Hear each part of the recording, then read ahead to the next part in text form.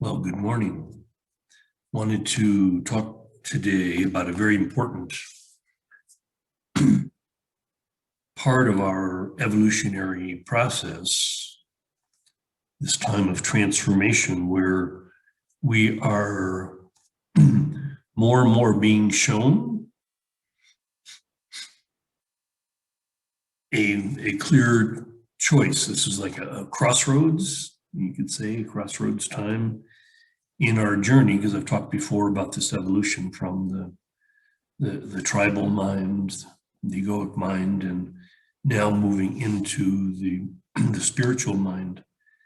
And it involves a very clear choice. When we're in our own personal journey, we make these choices to move from the tribal. Most of us, growing up in, say, North America, get a choice around the age of 17, 18, maybe by the time we're 21. The choice to move toward our own independence, moving away from the bond, the primary bond with the biological family, and developing our own independent life apart from the clan, the biological clan. Something that really never happens in the culture where I'm living now, which is very tribal, and people hold on to that primary bond with the biological clan for the whole life. So some of us make a choice to move into this, again, more egoic world where the self, the individual, takes precedent over the group, the family. And then for some now, our choice is to move into community, into a higher state of consciousness where we see our family being those that have the ability, the expansive consciousness to live in harmony with the earth and with each other, and building literally a new earth. So this is a choice being presented to us today, and it's becoming very clear. This is what I want to talk about under the name, what I call my definition of the Luciferic principle, that I was impressed years ago with the work of Robert Johnson, a Jungian therapist, and wrote a series of books, simple books on our process of transformation. And really what this involves is this idea of bringing the shadow elements, bringing what we might call evil, the darkness, into the light so that it might be transformed. And in Johnson's book, he uses three literary figures to describe this developmental journey. He uses the phrase two-dimensional, three-dimensional, and four-dimensional levels of consciousness that would pretty much align with tribal, egoic, and the spiritual mind. In the two-dimensional man, he uses Don Quixote as the example, as the metaphor that describes someone that's very delusional, that doesn't really want to see the darkness at all. So they push it away. That's just the basic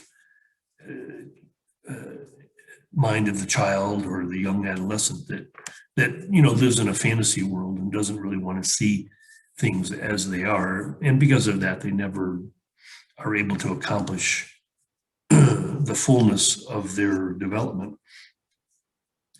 The three-dimensional person described by the literary figure of Hamlet becomes much more intelligent, much more evolved, where now he or she sees the darkness, sees evil, but is helpless to do anything about it. And so in the story of Hamlet, everything comes to a very bad ending because the character is powerless to confront evil and do something about it.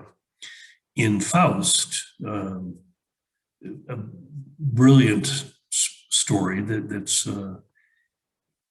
there's several renditions of Faust. The one that Johnson refers to most is Goethe's Faust, and that's, for me, also a very brilliant rendition of the story of a man who chooses to do battle, engage with evil, Mephistopheles, but Lucifer is the word that I use to describe this representation of evil, and with the twist from the typical, more biblical view of Satan or Lucifer as, you know, the king of darkness. I mean, the real definition of Lucifer, the original word, is the bearer of light.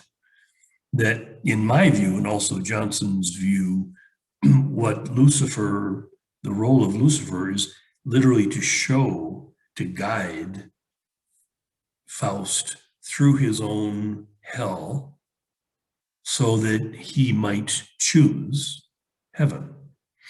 And this is basically the age-old story of Dante's Inferno, many renditions of this journey through the dark night of the soul. I've described in a series of talks my own personal journey that involved that very poignant 21-year journey through the dark night of the soul, the way of the cross. And it's an essential process for us to understand today, because literally our whole species, more or less, the Homo sapiens, is going through this dark night.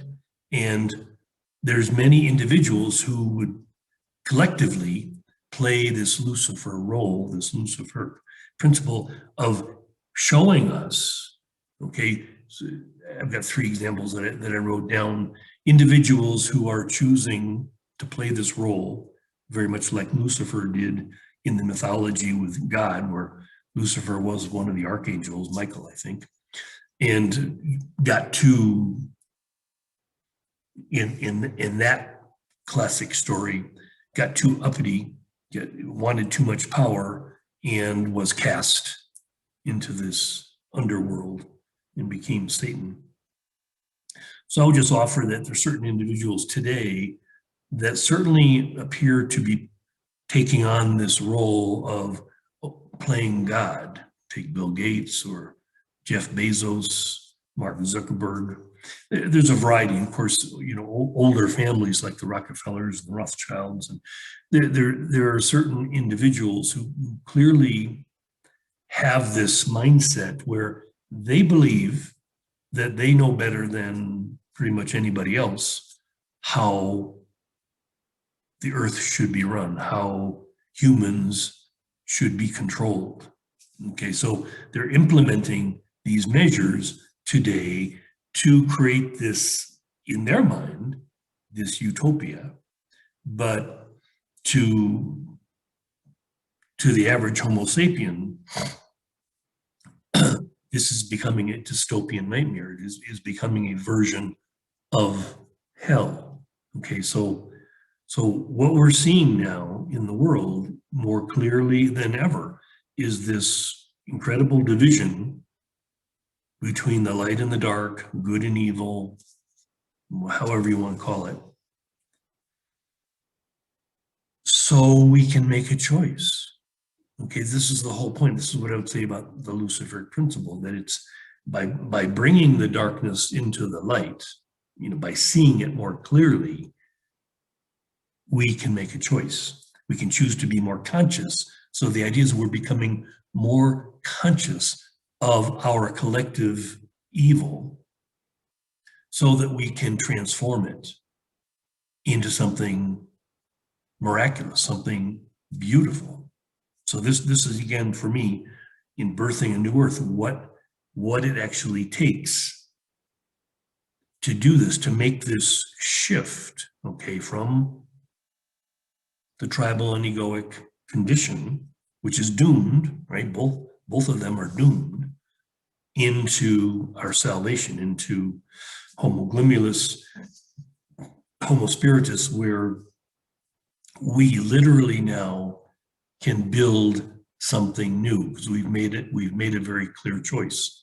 And I see others out there that are speaking clearly about fighting the fight, confronting evil and all of that. And what I would offer is that there's a choice that comes from a higher consciousness that's not going to engage in a battle, but will actually use the situation as an incentive to create something new. There's a great quote that I'll paraphrase from Buckminster Fuller, one a very brilliant architect, designer of new. He was the one that developed the geodesic dome and many innovations. But his contribution, in my mind, is that he was one of those that were planting seeds way back that would germinate and one day blossom into our new earth. He said very clearly, do not waste your resources, your energy, your time, your money, whatever, fighting against the old structures, the old forms. Build something new. Okay, so this is, again, a call that I'm echoing. Build something new with me and others like me. Choose to build something new. Any of the energy that you spend fighting against Bill Gates and the vaccine depopulation, whatever, just make a choice. You don't have to be a part of that. You can be a part of something new. Okay, so understanding the Luciferic principle, we can actually look at Bill Gates, for one example, go, wow, thank you so much. I mean, he's doing this incredibly angelic thing. He's giving this incredible gift to us by showing us something so dark, so horrifying, that it would be easy to make a choice. It's easy for me. It would be easy for anyone to say, I would choose freedom over control. Okay, it seems more comfortable now to those that are in the tribal condition. They'll choose control. It's more comfortable for them to be controlled, to be told what to do, to have all the rules. I mean, again, remember, they're like children, and they want to be controlled. They'll willingly give up because freedom isn't of great value to them. Now, to the egoic, freedom becomes much more valuable. But the egoic mind still sees freedom as part of the duality of war, right? Basically, always the egoic in the last several hundred years has always been at war with the idea that freedom comes as a result of war, right? I mean, that's how USA started. That's how many countries claim independence via a form of war against the old monarchies and all of that. So, in my way of thinking, that's not currently the best avenue to be at war. It would appear to me that those who choose to be at war against Bill Gates and the Zuckerbergs and the Rothschilds and all of that, it seems to me that that's a losing battle. The point is, if enough of us make a choice to walk away, say, you can have it. You can have your new world order. You can have have fun. It's a game, I don't choose to play. I believe what will happen is if enough of us walk away, that what they're doing is the house of cards that will just collapse upon itself. Meanwhile, those of us that see the light, okay, again, the Lucifer is about the dawn, right? The light is coming. Now, there's that age-old expression, it's always darkest before the dawn. I mean, literally, it's true. I'm up every day before dawn, and so I know what those hours before dawn are like. That's why I live the way that I live. And that's why I speak to you each day in this time, in the hour before dawn. It's the darkest. It's for those that would be frightened, it's the most frightening time. When things seem the most impossible, the 11th hour, when things are getting to, so critical. Okay, here's this thing is happening, this dance. See this thing I'm doing with my hands? That's representing the Tao, right? Those two energies that come together in the whole, right? There's the dance of the dark and the light. And so we are right at that place where the darkest time and the dawn are where they meet. A very clear choice. And so we want to thank, again, accepting what's going on, but having appreciation or gratitude for those who are effecting this necessity. Okay, evolution is all about necessity. Necessity is the mother of invention. Necessity is the driving force of evolution. When it's necessary to change, to evolve, that's how it happens. And so what's going on in the world now is creating this necessity for our species to survive, to flourish, to evolve into this new earth, into our Homo glimiulus stage. There needs to be this recognition that the shift has to happen because Homo sapien, Homo erectus,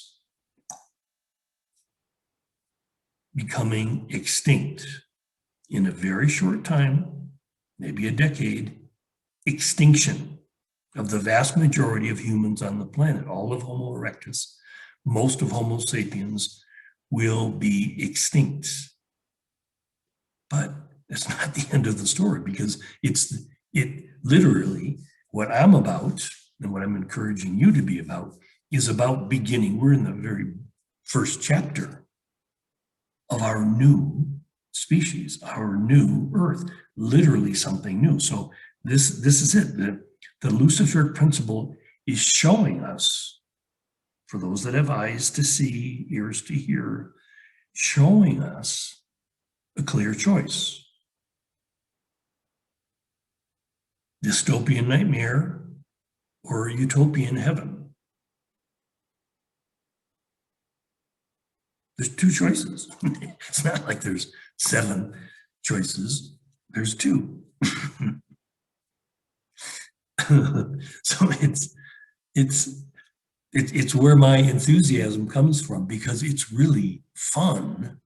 It's really exciting to be right there with Buckminster Fuller and the other minds, whether they're still present in a body or they're still operating, they're still part of what we're doing. They're like going like, yeah, you got it. This is right. This is true. This is real. This is beautiful.